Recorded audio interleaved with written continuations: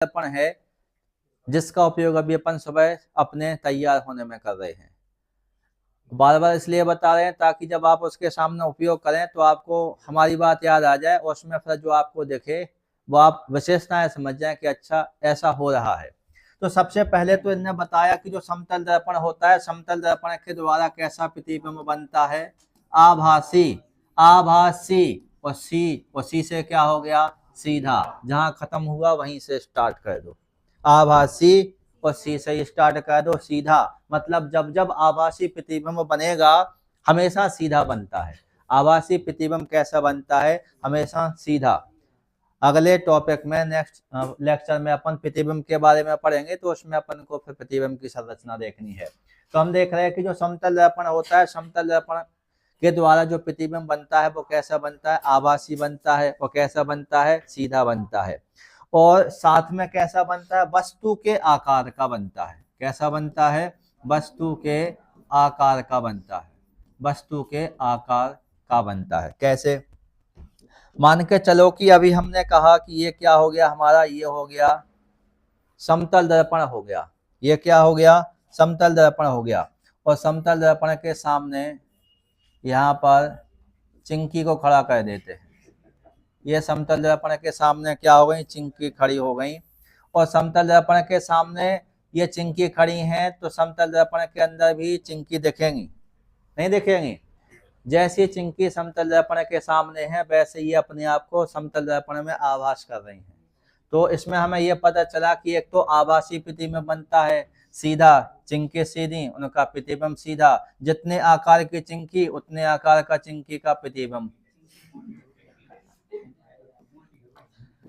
चिंकी क्या है? खा पी के मोटी हो रही है, मोमोज खा रही है। देखो इसके पश्चात यदि देखें तो दूसरे बिंदु में यह समझने के लिए हमें मिलेगा कि यदि समतल दर्पण के सामने जितनी दूरी पर वस्तु को रख दिया जाए तो समतल दर्पण के अंदर उतनी ही दूरी पर उस वस्तु का क्या बनता है? प्रतिबिंब। ऐसे समझ लीजिए कि यहाँ से जो चिंकी खड़ी है, ये चिंकी खड़ी है इतनी दूरी पर, तो यहाँ पर जो डिस्टेंस हो गई मान के चलो 5 फीट हो गई। कितनी हो गई? 5 फीट हो गई। ये फीट लिखा है, ठीक है। तो अंदर जो प्रतिबिंब बन रहा है वो इस दर्पण से अंदर भी कितनी दूरी पर बनेगा? यहाँ पर भी 5 फीट अंदर ही बनेगा। बात समझ गए?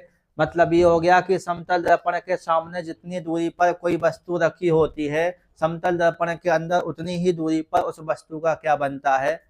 प्रतिबिंब बनता है। बात समझ गए? अब अगले बिंदु के रूप में यदि हम देखें तो अगले बिंदु के रूप में यहाँ पर हमें एक क्रिया देखने के लिए मिलेगी जिसे हम पार्श्व उत्क्रमण की क्रिया कहते हैं। पार्श्व उत्क्रमण क्या कहते हैं?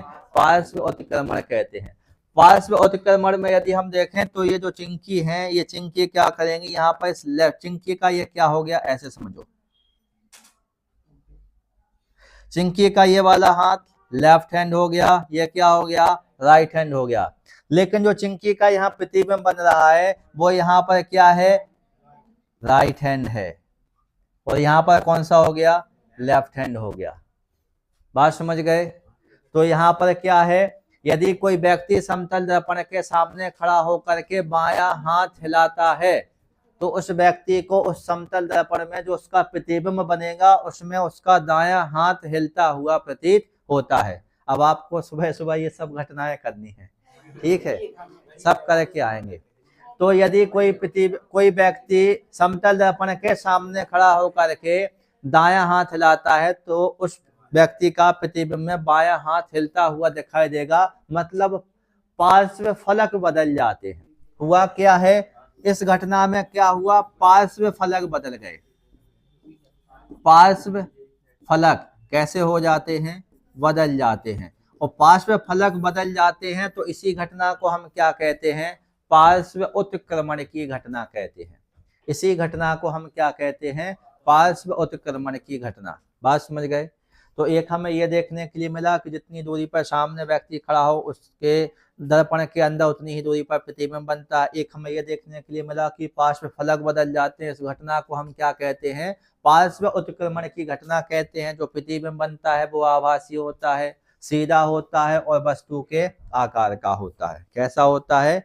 आकार का होता है, वस्तु के आकार का। अब चिंकी ये खड़ी, चिंकी हो गई ये, चिंकी को अपना पूरा प्रतिबिंब किसमें देखना था, ये भी चिंकी ही है। इनको अपना पूरा प्रतिबिंब किसमें देखना था, दर्पण में देखना था। तो मान के चलिए कि यहाँ पर जो चिंकी की जो हाइट है, चिंकी की हाइट कितनी है, 5.5 फीट है, 5.5 फुट अपनी भाषा में, ठीक है। तो इस स्थिति में सीधा सीधा ले लो, 6 फीट मान लो, चिंकी नाराज हो जाए, ठीक है, चिंकी नाराज हो जाएंगी, या फिर यहाँ पर जो वैल्यू आएगी वो दशमलव में लिखनी पड़ेगी। नाराज होने का मतलब है यहाँ पे जो अभी अपन वैल्यू लिखते हैं वो हमें दशमलव में लिखनी पड़ती। तो यहाँ पे अपन सीधा लिखेंगे कि जो यदि कोई व्यक्ति है वो 6 फीट का है, व्यक्ति कैसा है, 6 फीट का है, और उस व्यक्ति को क्या करना है, उस व्यक्ति को अपना पूरा प्रतिबिंब किसमें देखना है, इस दर्पण में देखना है। तो दर्पण की जो ऊंचाई होनी चाहिए वो व्यक्ति की ऊंचाई से आधी होनी चाहिए। माने दर्पण कितने फीट का होना चाहिए, कम से कम 3 फीट का होना चाहिए। कितने फीट का होना चाहिए, 3 फीट का। यदि कोई व्यक्ति अपना संपूर्ण प्रतिबिंब समतल दर्पण में देखना चाहता है तो दर्पण की जो ऊंचाई होनी चाहिए वो व्यक्ति की ऊंचाई से कैसी होनी चाहिए, आधी होनी चाहिए। तो वह व्यक्ति अपना संपूर्ण प्रतिबिंब उस दर्पण में देख सकता है। बात समझ गए, क्लियर हो गया। चिंकी 6 फुट की, दर्पण कितने फुट का, 3 फुट का। यदि चिंकी 4 फुट की होती तो दर्पण कितने का हो जाता, 2 फुट का हो जाता। अब बिंदु, समझने वाले बिंदु अब आएंगे। अब थोड़ा मजेदार बिंदु देखने के लिए मिलेंगे आपको।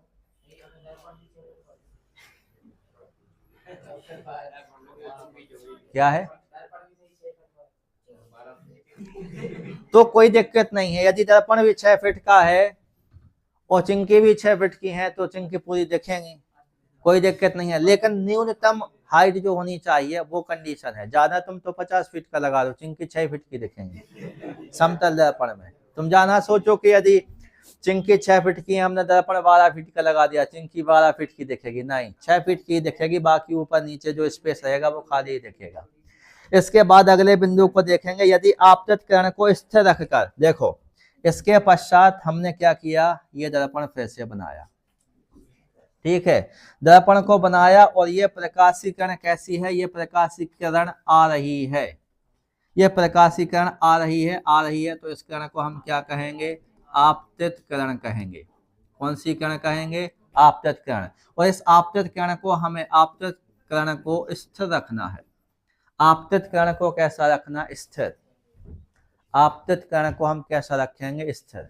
यदि आपतित किरण को स्थिर रख करके हम किसको घुमा दें, समतल दर्पण को, इस समतल दर्पण को, ये हो गया अपना दर्पण, समतल दर्पण है, उस समतल दर्पण को हमने कितने कोण से घुमा दिया, थीटा कोण से घुमा दिया। तो यदि हम ऐसा करें कि आपतित किरण को स्थिर रखें, दर्पण को थीटा कोण से घुमा दें, तो ये जो किरण होगी, ये परावर्तित किरण कितने, 2 थीटा कोण से घूम जाएगी।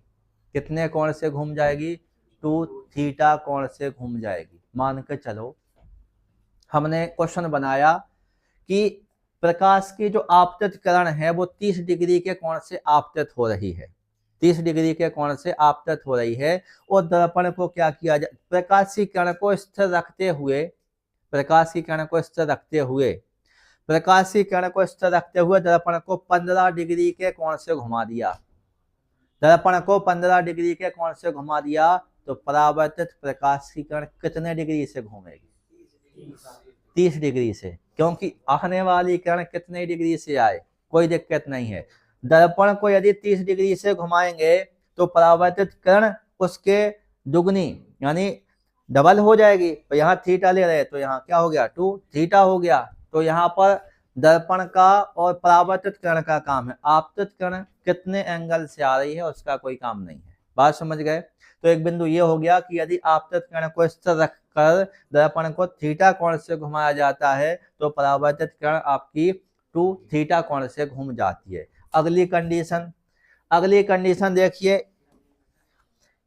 इसी के समान कंडीशन है। अगली कंडीशन यदि हम देखें तो इसी के समान आपकी कंडीशन हो जाएगी। इसमें सबसे पहले हमने क्या बना लिया, ये हो गया अपना एक समतल दर्पण।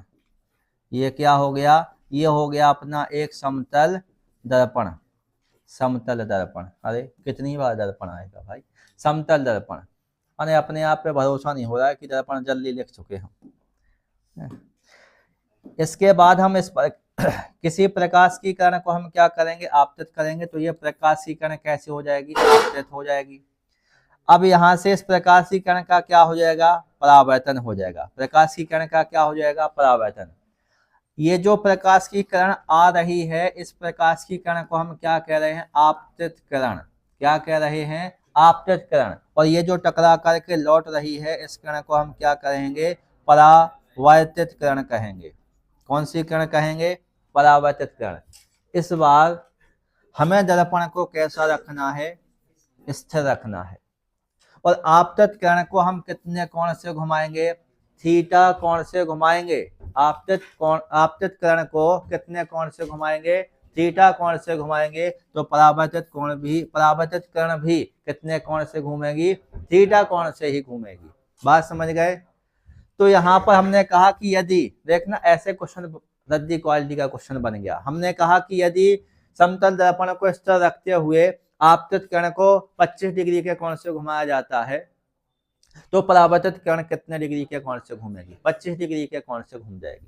घूम गई।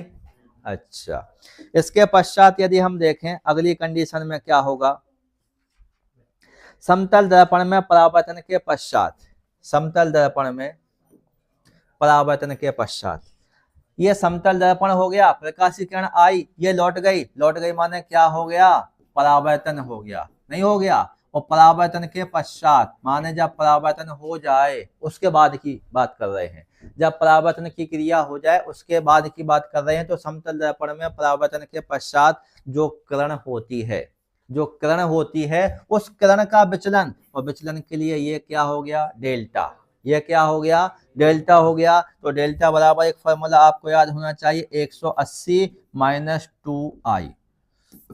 जो परावर्तित किरण होगी, उस परावर्तित किरण का विचलन कितना होगा, उसको निकालने के लिए आपके पास आपतन कोण दिया गया होगा। जहां स्मॉल आई क्या है, आपतन कोण। आपतन कोण का क्या कर देंगे, डबल कर देंगे। उसको किस में से घटा देंगे, 180 में से घटा देंगे। तो परावर्तित किरण में कितना विचलन हुआ है, वो विचलन की वैल्यू, डेल्टा की वैल्यू आपको प्राप्त हो जाएगी। बात समझ गए। विचलन का मतलब क्या है, अपने मार्ग से विचलित हो जाना। जैसे अनिल अपने मार्ग से आजकल विचलित चल रहे हैं, तो उसे कहते हैं विचलित हो जाना। और आगे पढ़ेंगे अपन विचलन के बारे में, अभी और पढ़ेंगे।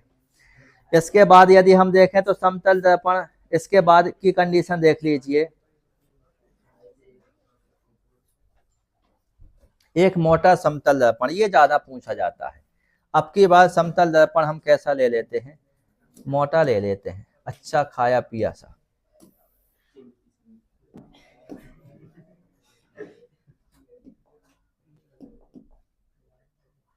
ये हो गया समतल दर्पण। और ये समतल दर्पण अपन ने बनाया मोटा। एक क्वेश्चन पूछा जाता है समतल दर्पण, एक यदि समतल दर्पण कैसा है, मोटा है, 12 mm का हो गया भाई साहब समतल दर्पण।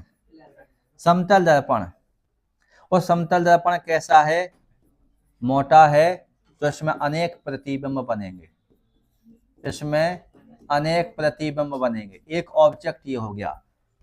एक मोटे समतल दर्पण के द्वारा अनेक प्रतिबिंब बनते हैं। कैसे प्रतिबिंब बनते हैं, अनेक प्रतिबिंब बनते हैं। क्यों बनते हैं, क्योंकि उसकी जो आंतरिक सतहें होती हैं, उनकी आंतरिक सतहों के द्वारा बार बार क्या होता रहता है, प्रकाश का परावर्तन होता रहता है। और बार बार परावर्तन होने के कारण बार बार क्या बनते रहते हैं, प्रतिबिंब बनते रहते हैं।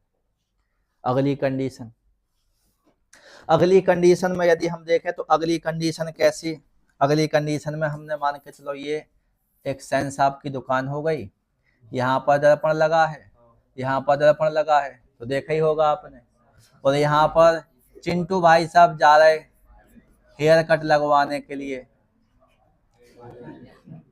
तो इन चिंटू को इस वाले दर्पण में अपने कई प्रतिबिंब देखने के लिए मिलेंगे, नहीं देखने के लिए मिलेंगे। तो यहाँ से क्या होता है, इसमें सबसे ज्यादा चमकीला जो प्रतिबिंब होता है वो दूसरा प्रतिबिंब होता है। बस आप इतना ही ध्यान करके रखें कि जो प्रतिबिंब होते हैं बार बार क्या होता है, रिफ्लेक्शन होता है, तो बार बार क्या बनते हैं, प्रतिबिंब बनते हैं। जिसमें से जो दूसरा प्रतिबिंब होता है वो कैसा होता है, अत्यधिक चमकीला।